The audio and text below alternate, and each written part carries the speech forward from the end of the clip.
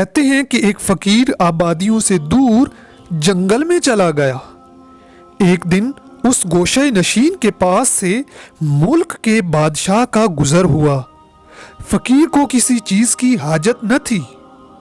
बादशाह पास से गुजरा तो उसने उसकी कोई परवाह न की, जिससे बादशाह हैरान हुआ, क्योंकि उसे बादशाही का गुरूर था।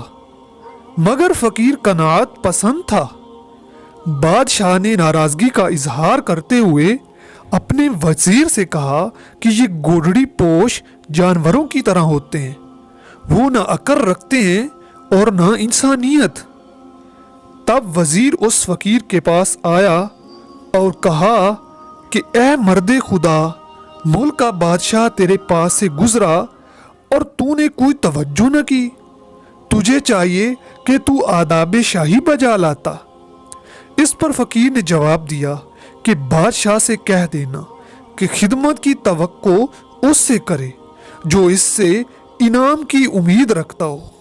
वो ये भी समझ ले कि बादशाह रियाया की निगहबानी के लिए है, ना कि रियाया बादशाहों की इताअत गुजारी के लिए।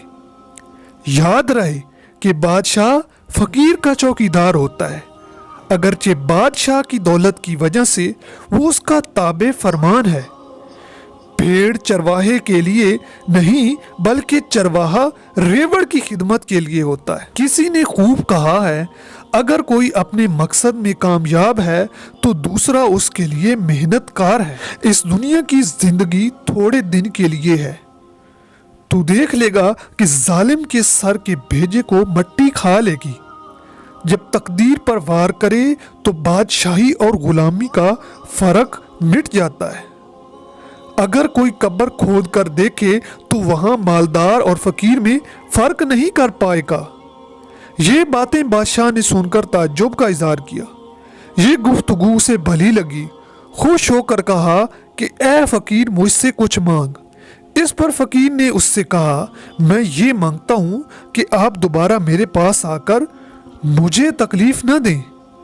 अब बादशाह ने फकीर से कहा कि मुझे कोई नसीहत करें।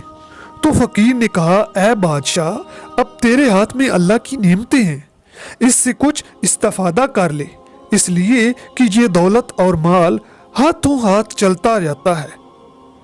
तो दोस्तों, इस स्टोरी से हमें ये सबक मिलता है कि दौलत का नशा और हुकूमत की मलकियत ढलती फिरती छांव है। हमेशा लालची लोग ही दुनियावी शानो शौकत के दिलदादा होते हैं। दुनिया में नेक काम करो ताकि तुम्हारी बख्शिश हो और तुम्हारी निजात का सबब बने।